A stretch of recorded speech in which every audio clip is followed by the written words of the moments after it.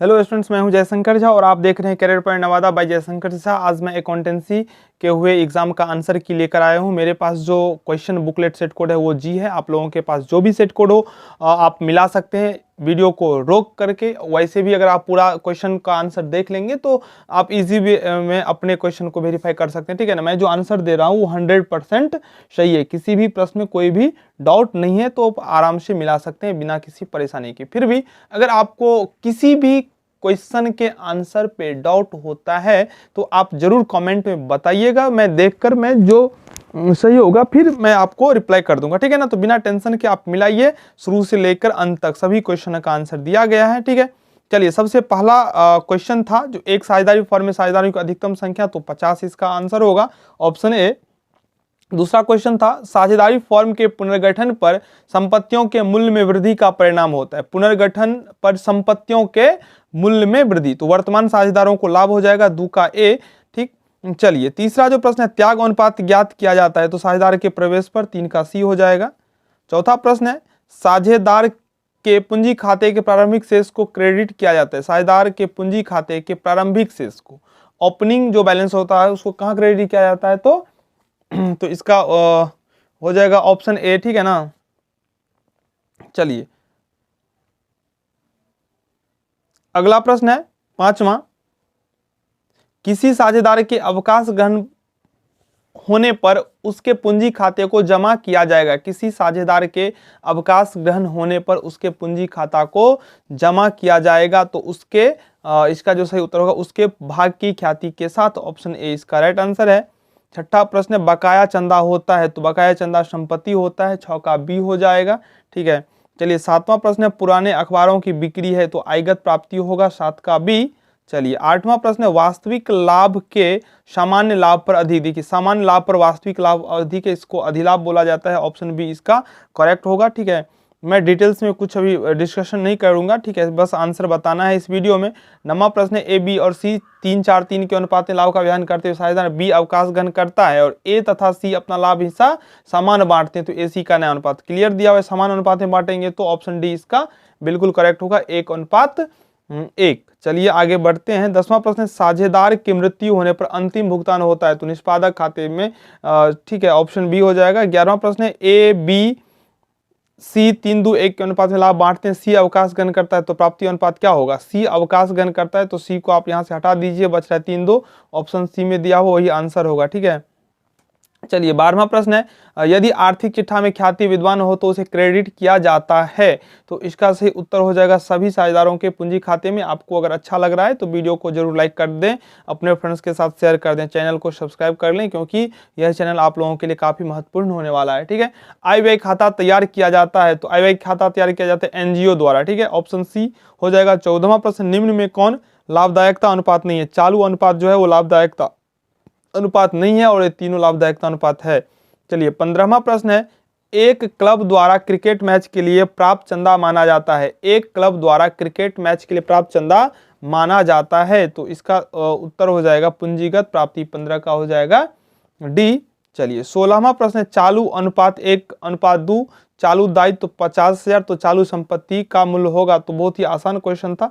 चालू अनुपात 1/2 बराबर हो जाएगा CA/CL करंट लायबिलिटी यानी कि 50,000। ठीक है। तो अब यहाँ आप काट दीजिए तो हो जाएगा 25,000, CA हो जाएगा 25,000, ऑप्शन सी बिल्कुल राइट है। चलिए, 17वां प्रश्न है समविच्छेद बिंदु उस बिंदु को कहते हैं जहां कुल लागत कुल बिक्री के बराबर हो, 17 का डी होगा।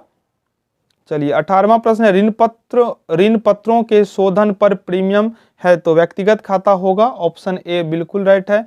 19वां प्रश्न है ऋण पत्रों के निर्गमन पर हानि को दिखाया जाता है, तो इसका हो जाएगा चिट्ठे के संपत्ति पक्ष में, ऋण पत्रों के निर्गमन पर हानि को दिखाया जाता है चिट्ठे के संपत्ति पक्ष में। 20वां प्रश्न है सामान्य संचय को आर्थिक चिट्ठे में किस शीर्षक के अंतर्गत दिखाया जाएगा, तो इसका सही उत्तर हो जाएगा संचय एवं अधिक के। अगर आप हमारे चैनल पर पहले से जुड़े होंगे तो आपको एक भी क्वेश्चन में दिक्कत नहीं हुआ होगा क्योंकि एक एक क्वेश्चन बताया गया था। ठीक है। जब आहरण का समय न दिया हो तो 6 माह के लिए आहरण पर ब्याज लगाया जाता है, ऋण पत्र भाग होता है ऋण का, ऑप्शन बी हो जाएगा। ठीक है। चलिए, ऋण पत्र पर ब्याज की दर होता है निश्चित दर, अगला क्वेश्चन है कंपनी के लिए ऋण पत्रों के निर्गमन पर कटौती है। कंपनी के लिए ऋण पत्रों के निर्गमन पर कटौती है तो पूंजीगत हानि। साधारणतः ऋण पत्र होते हैं तो सुरक्षित होगा। चलिए, अंशों के निर्गमन के पूर्व कौन सा विवरण जारी किया जाता है तो प्रविवरण जारी होता है। अंशों के निर्गमन के पूर्व प्रविवरण जारी होता है। चलिए, अगला प्रश्न है कंपनी अधिनियम 2013 की किस धारा के प्रावधानों के अंतर्गत कंपनी बट्टे पर अंशों का निर्गमन कर सकती है तो इसका हो जाएगा ऑप्शन बी यानी कि 53। अगला प्रश्न है अंशों के निर्गमन पर बट्टा है। अंशों के निर्गमन पर बट्टा यानी कि 10 का अंश 9 में निर्गमन, तो ये हानि होगा। और कैसा हानि होगा? पूंजीगत हानि होगा, ऑप्शन बी 28 का। ठीक है, 29वां प्रश्न अंश आवंटन खाता है तो व्यक्तिगत खाता होगा। कंपनी के प्रवर्तकों को अंश जारी करने पर किस खाता को डेबिट किया जाता है तो ख्याति खाता। इसका हो जाएगा आंसर ए, बी और सी 5-3-2 के अनुपात में लाभ बांटते हैं। ए अवकाश ग्रहण करता है तो प्राप्ति अनुपात। ए अवकाश ग्रहण करता है तो ए के शेयर को उल रेशियो में ही गेन करेगा। ठीक है, 3-2 इसका हो जाएगा, ऑप्शन ए में दिया हुआ है। अंशों के जब्ती खाते का शेष पुनर्निर्गमन के बाद हस्तांतरित किया जाता है तो पूंजी संचय में, ऑप्शन बी बिल्कुल सही है। 33वां प्रश्न है कि निम्न में से किसे कर पूर्व शुद्ध लाभ में जोड़ा जाएगा तो इसका जो सही उत्तर हो जाएगा वो कर के लिए आयोजन, ऑप्शन ए में है। विपणन योग्य प्रतिभूतियों की बिक्री को दिखाया जाएगा तो इसका हो जाएगा वित्तीय क्रियाओं में, ऑप्शन बी में है। भवन का नगद क्रय है। भवन का नगद क्रय है तो भवन का जो नगद क्रय है वो निवेश क्रिया हो जाएगा, इन्वेस्टिंग एक्टिविटी, ऑप्शन सी। ऋण क्षमता अनुपात होता है तो ऋण क्षमता अनुपात जो होता है वो शोधन क्षमता अनुपात होता है, बी में हो जाएगा इसका सही आंसर। 37वां प्रश्न है निम्न में से कौन एक गैर रोकर मद नहीं है। गैर रोकर मद नहीं तो नगद बिक्री जो है वो रोकर मद है, गैर रोकर मद नहीं है। ठीक है, चलिए कंपनी का उदाहरण है तो बाटा, कौन नहीं जानता है, बाटा कंपनी का उदाहरण है। ठीक है, अगला है एक साझेदारी फर्म के समापन की दशा में संदिग्ध ऋणी के लिए प्रावधान का हस्तांतरण किया जाता है। संदिग्ध ऋण तो वसूली खाता में हस्तांतरित किया जाता है। अंशधारियों के लिए लाभांश है, ब्याज हो जाएगा। ठीक है, 40 का सी। चलिए 41वां प्रश्न साझेदारी फर्म के पुनर्गठन पर संपत्तियों के मूल्य में वृद्धि का परिणाम है वर्तमान साझेदारों का लाभ। एक भी प्रश्न में कोई डाउट नहीं है। ठीक है, आप आराम से मिला सकते हैं। पुरस्कार कोष से संबंधित आय एवं व्यय को दिखाया जाता है तो इसका उत्तर सही हो जाएगा पुरस्कार से संबंधित तो चिट्ठे के दायित्व पक्ष में, ऑप्शन सी हो जाएगा। ठीक है, 43वां प्रश्न आय व्यय खाते में लेखा किए जाने लेन देन होते हैं तो आयगत प्रकृति के, तो ऑप्शन बी इसका सही हो जाएगा। 44वां प्रश्न निम्न में से कौन आय नहीं है तो एंडोमेंट फंड जो है वो आय नहीं है। चालू अनुपात होता है, 45वां प्रश्न है तो चालू अनुपात होता है तरलता अनुपात, ऑप्शन सी इसका करेक्ट है।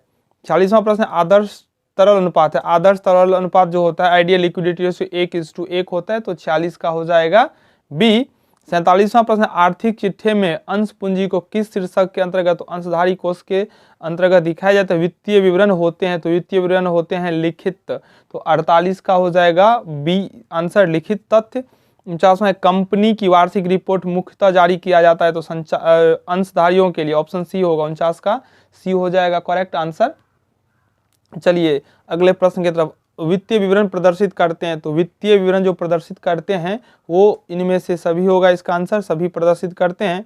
51 नंबर फर्म के समापन पर सबसे अंत में कौन सा खाता बनाना चाहिए तो रोकर खाता सबसे अंत में बनाया जाता है। 52 नंबर है पुनर्मूल्यांकन खाता का शेष पुराने साझेदारों के पूंजी खाते में हस्तांतरित किया जाता है पुराने लाभ विभाजन अनुपात में।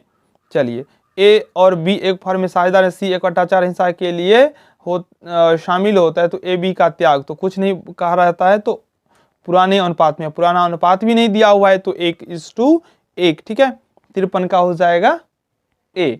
चलिए 54 नंबर प्रश्न साझेदारों द्वारा फर्म का ऐच्छिक समापन किया जाता है बहुमत के आधार पर वसूली खाते के लाभ हानि का बंटवारा किया जाता है लाभ विभाजन अनुपात में।